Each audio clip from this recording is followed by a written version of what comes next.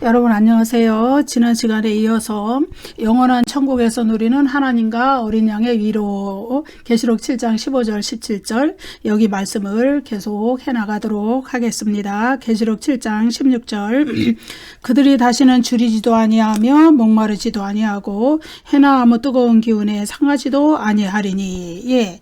계시록 이제 7장 15절에 이어서 7장 16절 17절에서도 어린 양의 피에 그곳을 씻어 희게 하고 큰 환란에서 나온 자들에게 임하는 종말론적인 복, 예, 그것이 제시가 됩니다.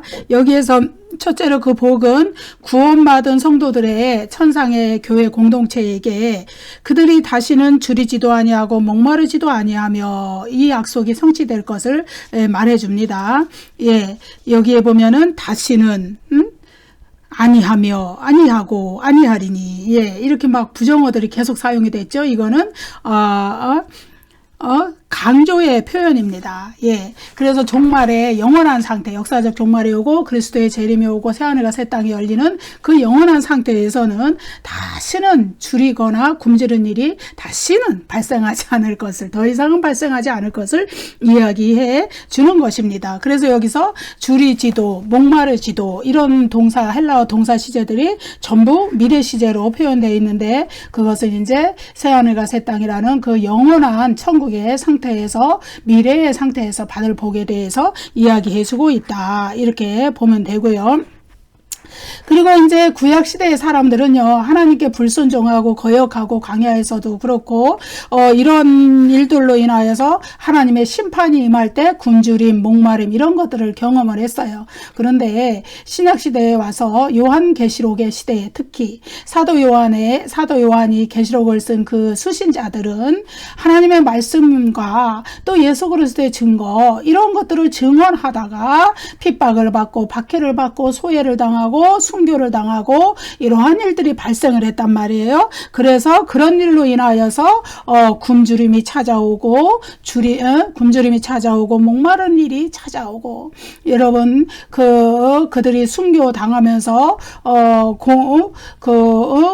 공개적인 화형을 당할 때 그 주림의 상태, 뜨거움의 상태 이런 것들을 어찌 말로 다 표현을 할 수 있겠습니까? 그런데 그 시대에는 그런 것이 아주 그냥 자주 일어났던 그런 박해의 모습이거든요. 그런데 그들에게 이제 사도 요한이 영원한 천국에 너희들이 들어가면 제가 지난 시간에 뭐라 그랬냐면은 여기서 7장 15절 17절 말씀은 물론 역사적 종말에 예수 그리스도의 재림 후에 부활이 있은 이후에 있을 영원한 천국의 복락을 말하지만은 지금 이제 육신이 땅으로 흙으로 돌아가고 영혼이 하늘에 간 상태, 아직 몸이 부활하지 않은 상태, 그때를 영혼만 거하는 중간 상태의 낙원이라 그랬는데 거기에서도 여기에 해당되는 말씀이다 이렇게 말씀을 드렸거든요.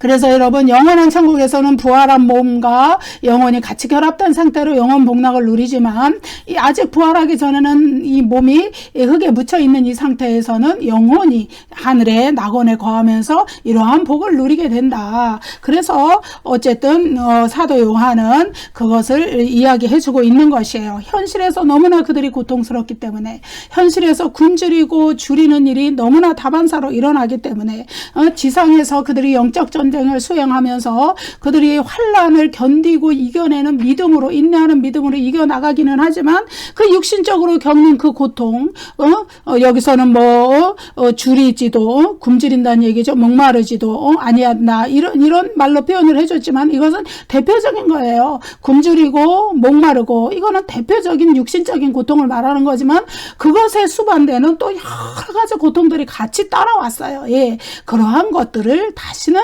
겪지 않게 될 것이다. 너희들이 영원한 천국에서는. 예. 자, 그들이 지금 현실에선 그러한 일을 당하지만은 이제 하나님의 보좌 앞에 서는 날이 반드시 오게 되는데 그때 하나님께서 영원한 위로를 너희에게 베풀어 줄 것이다. 영원한 복을 너희에게 줄 것이다. 그 얘기로 위로를 해주고 있는 것이죠. 그래서 계시록 21장 6절에 보면은 하나님께서 친히 선포하시는 말씀이 있어요. 내가 생명수 샘물을 목마른 자에게 값없이 주리니. 예, 이렇게 선포하시죠. 여기 생명수 생명수 샘물을 목마른 자에게 값없이 주기 때문에 다시는 줄이지 않는다는 거예요. 생명수라는 거는 영생을 상징하는 거예요. 다시는 목마르지 않는 또 계시록 22장 17절 말씀해 보면은 목마른 자도 올 것이요 또 원하는 자도 값없이 생명수를 받으라. 여기는 또 이것은 뭐냐 하면은 현재 시제의 동사들로 서술되어 있거든요. 이 22장 10절은 이거는 뭐냐 하면은 이제 미래에 영원한 천국에서 현재의 고난받는 이 성도들이 누릴 영원한 복을 말해 주었지만은 이제 그 복은 현실 안에서도 성령 안에 있는 자들이 이렇게 이미 그 복을 누리고 있다. 비록 육적으로는 고통을 당할지라도 영적으로는 그 생명수 샘으로 그 영원한 목마름이 그 생명수로 적셔지는 그러한 복을 이미 성령 안에서 누리고 있다. 계시록 22장 17절 말씀은 성령과 신부가 말씀하시기를 이렇게 이야기하는 것이죠. 그렇기 때문에 현세에도 그 복은 성령 안에서 성도들이 이 세상을 살아가는 가운데도 누리고 있다는 의미를 가지고 있습니다. 둘째로 구원받은 성도들이 천상에 구원받은 성도들에게 하나님께서 약속하시는 것은 해나 아무 뜨거운 기운에 상하지도 아니하리니. 여러분 여기 이제 상하지도 않는다. 그 앞 구절에 헬라어로 우대 매 이렇게 부정어가 두 개가 이렇게 우대도 부정어 아니다라는 뜻이고 매도 아니라는 뜻인데 겹쳐 있어요. 그러니까 결코 그렇게 안 될 것이다 이런 의미를 강조한 것입니다. 그래서 해나 아무 뜨거운 기운에 상하지도 않는다. 뜨거운 기운이라는 거는 심판의 용어예요. 이거는 이제 불신자들을 심판하는 용어인데 그 심판으로부터 너희를 보호하겠다는 의미가 됩니다. 여러분 과거 이스라엘 백성이 광야 생활에서 그 구름 기둥으로 그 뜨거운 해로부터 보호받았던 그 장면을 연상시키는 것이죠. 그리고 이제 종말론적인 그 영적인 전투를 수행하고 있는 하나님의 백성들, 그리스도인들, 성도들, 이들이 특히 소아시아 일곱 교회의 그 성도들이 처한 그 상황에서 어떻게 됐었던가요? 그들도 뜨거운 기운에 상하는 그 고통을 맛봤어요. 여러분 공개 화형이라는 걸 아시죠? 그 장작에 기름을 붓고 묶어서 사람을 태워놓고 거기다가 또 사람 몸에 기름을 붓고 그 활활 타오르는 불 속에서 그 뜨거움 속에서 죽어가던 그 순교자들을 생각해 보세요. 그 당시에 그런 순교가 일어났었거든요. 그 뜨거운 기운에 상하는 거예요. 뜨거운 기운에. 그러나 그들이 비록 육적으로는 그러한 해를 당할지라도 이제 그들의 부활한 몸으로 살게 되는 영원한 천국에서는 다시는 그런 해나 어떤 뜨거운 기운이 그들을 상하지 못하게 하나님께서 그들을 해치지 못하게 보호하신다. 완전하게 보호해 주시겠다. 이것을 이야기하는 거예요. 현재의 아주 뜨거운 기운 해 이런 것으로부터 환난을 당하고 있는 이러한 모든 성도들에게 이러한 약속을 주심으로써 비록 지금은 육신적인 그 고통을 당하지만은 하나님의 인치심이 있기 때문에 영적으로 그 영혼을 보호받고 영적으로 이기고 승리하는 자가 될 때 그들에게 영원한 천국에서는 그때는 부활한 몸을 가지고 살 때도 다시는 해나 아무 뜨거운 기운도 그들을 해치지 못하도록 하나님께서 하실 것이다. 인도하시고 보호하시고 그들을 품에 품으실 것이다. 위로하실 것이다. 이런 의미로 여기에 이런 말씀이 해나 아무 뜨거운 기운에 상하지도 아니하리니 이 말씀이 주어진 것입니다. 17절 말씀 읽어보겠습니다. 이는 보좌 가운데에 계신 어린 양이 그들의 목자가 되사 생명수 샘으로 인도하시고 하나님께서 그들의 눈에서 모든 눈물을 씻어 주실 것임이라. 여기 이거는 이제 헬라어 원문으로 보면은 호티예요. 호티. 이거는 왜냐하면 이거예요. 왜냐하면 그러니까 그 16절에 주신 말씀이 다시는 줄이지도 않고 목마르지도 않고 해나 아무 뜨거운 기운에 상하지도 않는다. 왜냐하면 17절에서 그걸 이 이유를 설명해 주는 것이죠. 첫 번째 보좌 가운데 계신 어린 양이 그들의 목자가 되셔서 생명수 샘으로 인도하시기 때문이라는 거예요.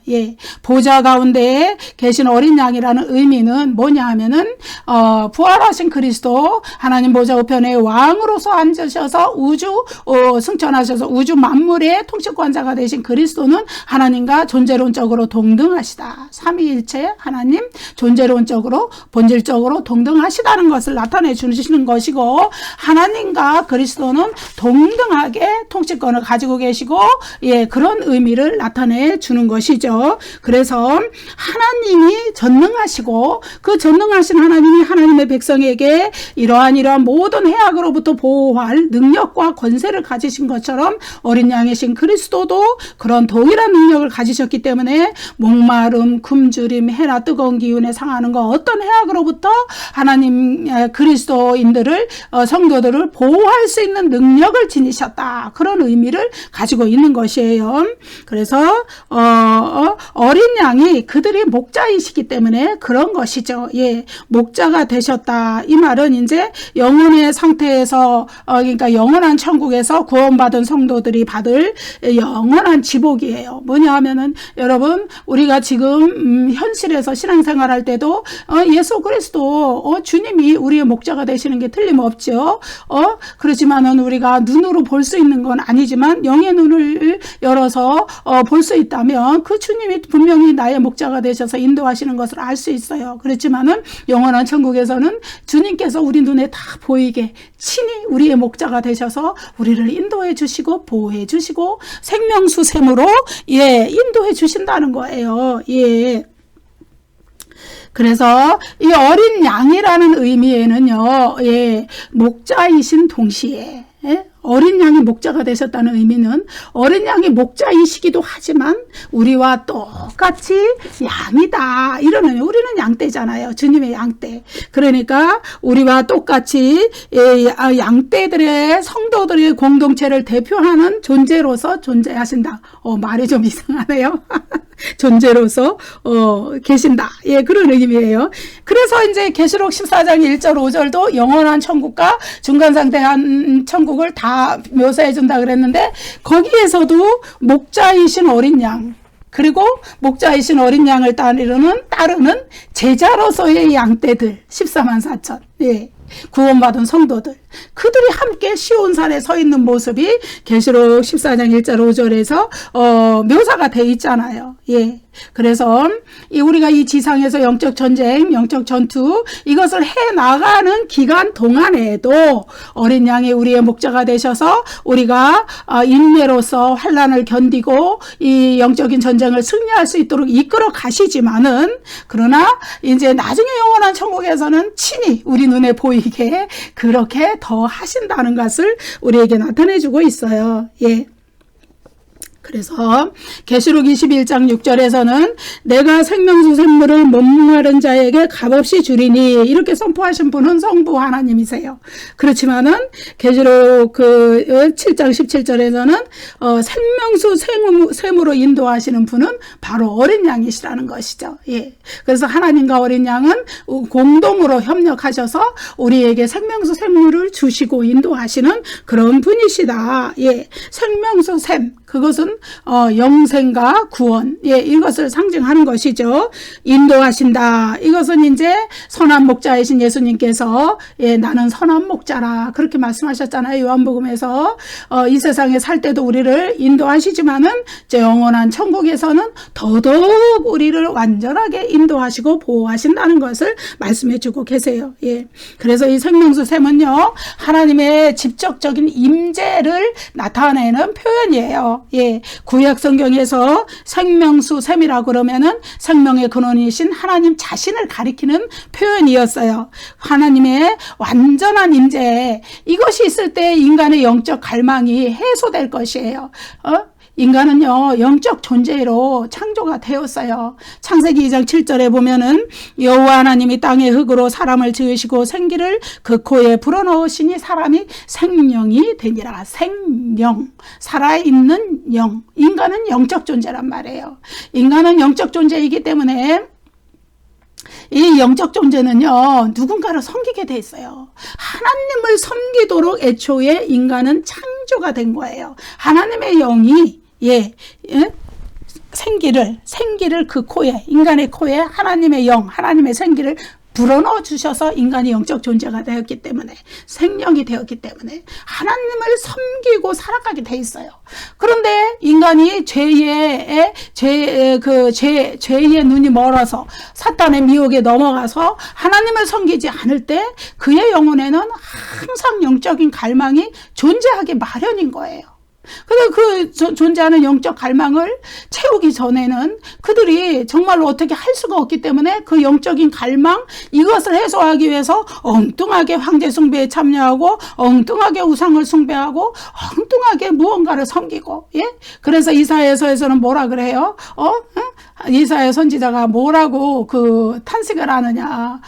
너희가 그 나무를 베어서 불을 떼서 따뜻하다 하면서 또 그것으로 음식도 해 먹으면서, 그리고는 산에 가서는 그 나무를 섬긴다. 아무것도 없는 그 나무에다가 가짜 생명을 불어넣어서 그들을 생명 있는 영적 존재로 섬긴다는 것이죠. 예.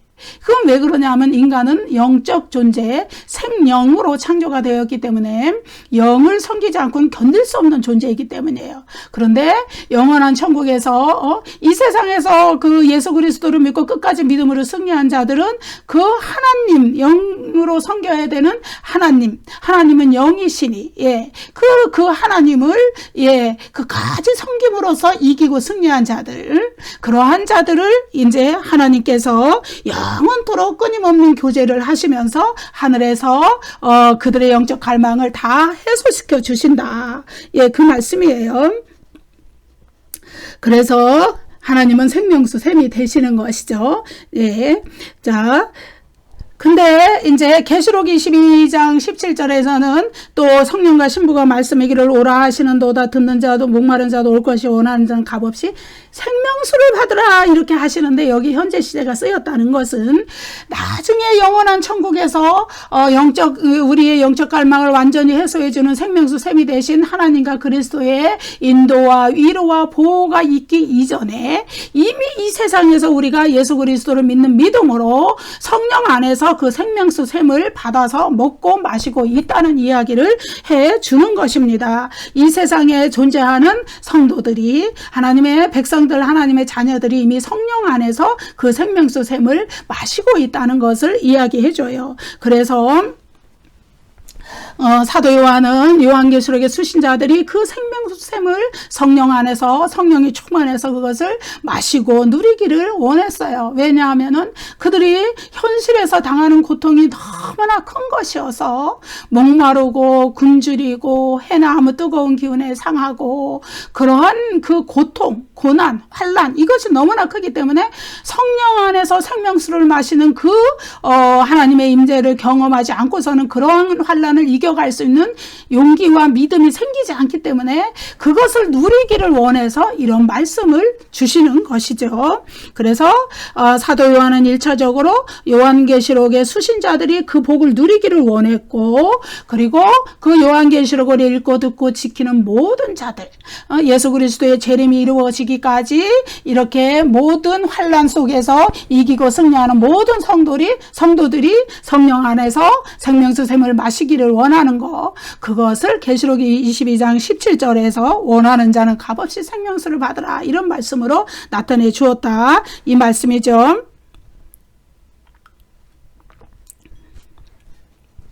구원받은 성도들이 또 누리는 또 복, 그 두 번째 복은 뭐냐 하면 계시록 17장 17절에 하나님께서 그들의 눈에서 모든 눈물을 씻어주실 것임이라. 예, 이 말씀에 나타나요. 씻어주신다. 이것은 다 제거해버린다는 거예요. 예.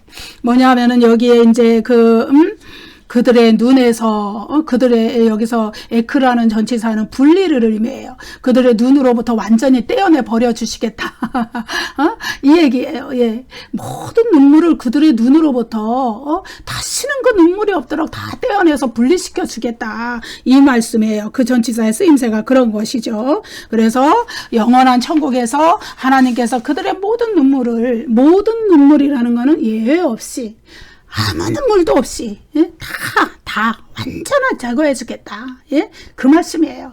그래서 영원한 천국에서는 아픔과 통곡과 눈물과 애곡과 이런 것이 다시는 없어요.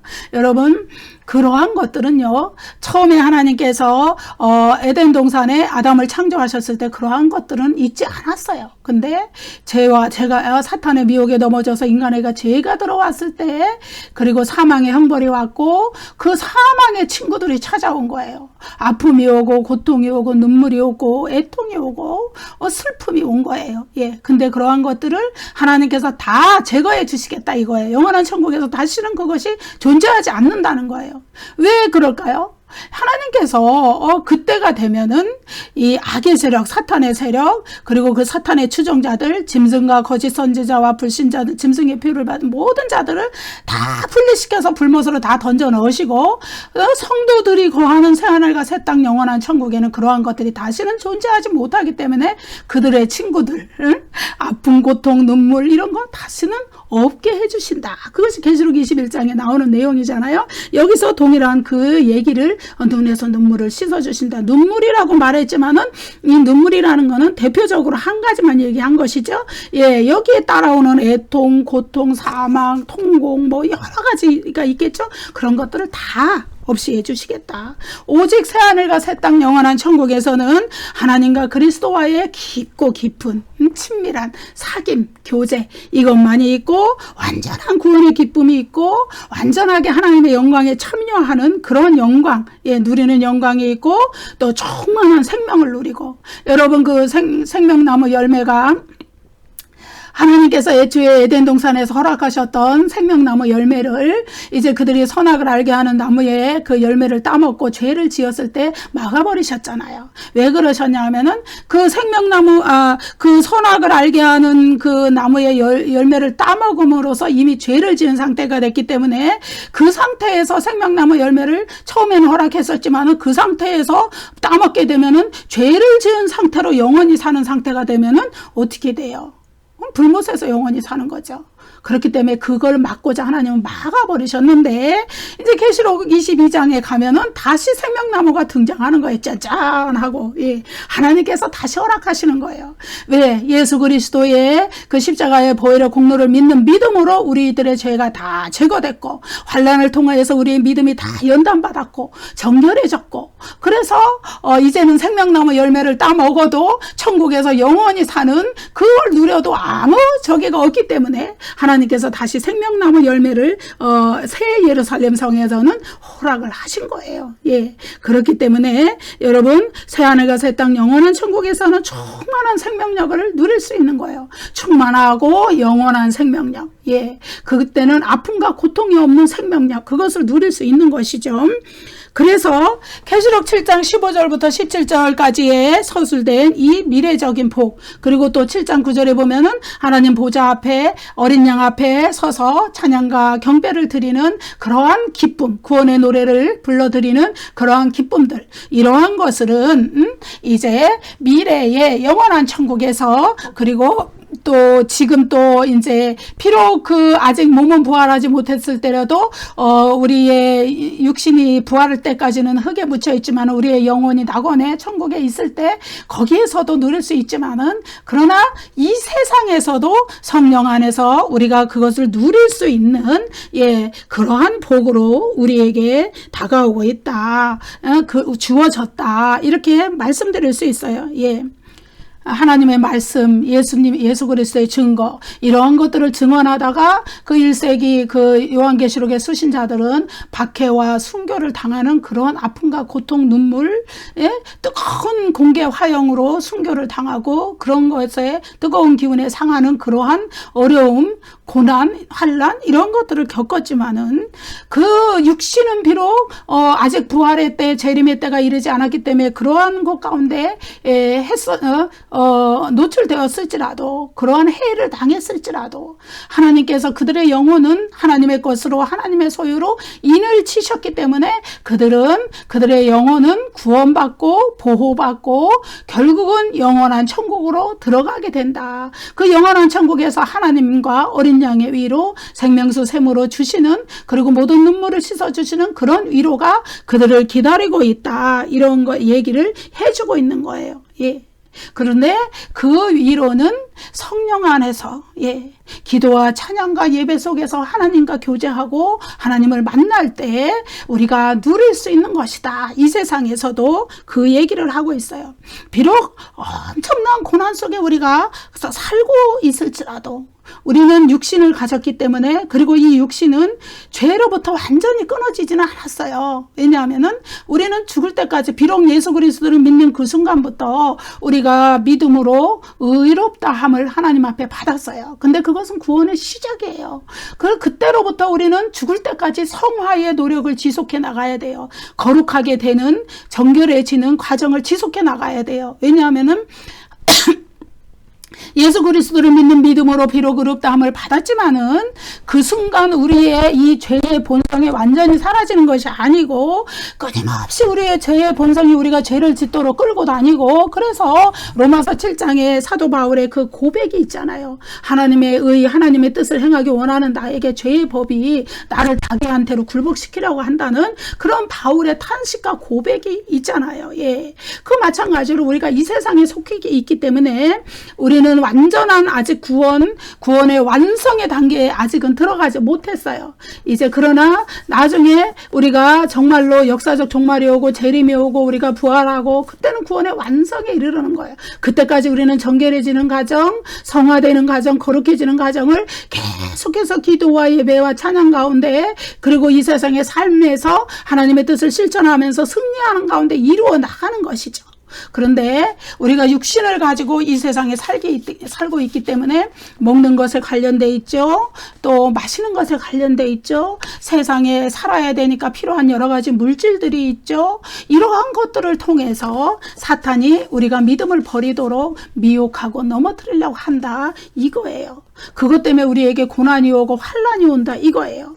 시대마다 다르고 개인마다 다르겠지만은 각자가 다 그런 고난과 환난을 당한다, 이거예요. 그런데 그런 환난 가운데서도 하나님과 교제하고 하나님의 풍성한 은혜를 맛보고 그리스도의 풍성한 은혜를 누리는 그러한 사람들은 성령 안에서 여기 계시록 7장 후반부에서 약속된 영원한 생명의 영원한 세계의 그 복을 이미 맛보고 누리고 사는 자들이다. 그렇게 말씀하고 있는 것입니다. 일곱인 심판이 우리에게 가르쳐 주는 것은요, 역사 속에서도, 그리고 역사적 종말의 마지막 환난 속에서도 우리의 믿는 자들이라고 해서, 성도들이라고 해서 그 환난이, 고난이 면제되지 않는다는 것을 가르쳐 줘요. 그래서 그 고난의 과정에서, 그 환난의 과정에서 우리가 어떻게 그 고난을 믿음으로 이겨나가고 승리하느냐, 그 환난 가운데서 어떻게 믿음으로 하나님께 보호를 받느냐, 그것을 나타내 주는 것이 이 계시록 7장의 이 위로들이에요. 왜냐하면 우리는 그 천국을 바라볼 때 하나님께서 우리에게 주신 이 약속들이 성취된다는 믿음으로 나아갈 때 현실의 환난, 현실의 고난을 이겨낼 수가 있기 때문입니다. 그래서 무엇보다도 요한계시록의 수신자들이 그러한 위험, 그러한 환난 이런 데에 노출되어 있었고, 그들이 그래서 어떻게 해요? 자칫하면 믿음을 사탄의 미혹에 넘어져서 빼앗길 수 있는 위기에 있었지만은 사도 요한이 말해주는 이러한 영원한 천국에서의 그 하나님의 위로와 인도와 보호하심을 바라보고, 믿음은 그래서 바라보고 나아가는 것이잖아요. 그것을 바라보고 영적인 눈을 열어서, 믿음의 눈을 열어서 그 하늘 세계를 바라보고 현실에 당하는 그 고통, 고난, 이것을 이겨나가라고 사도 요한이 이런 메시지로서 격려하고 있는 것을 우리가 보게 됩니다. 여러분, 1세기의 그 요한계시록의 수신자들이 처한 환경과 그들은 아주 극단의 환경에 처해서 하나님의 위로가 반드시 필요한 위치에 있었고, 그리고 또 오늘날을 살아가는 우리들도 그들처럼 극심한 고난을 당하지 않아야 할지라도 각자가 당하는 고난들이 있어요. 그것을 하나님이 주시는 이러한 영원한 천국의 약속을 붙잡고 이겨나갈 때 우리는 믿음으로 이기는 자들이 다 될 줄로 믿습니다. 성령 안에서 예배와 기도와 찬양으로 하나님을 깊이 만나시는 우리 모두가 되시기를 간절히 바랍니다. 감사합니다, 여러분. 다음 시간에 또 뵐게요. 구독과 좋아요를 많이 눌러주세요.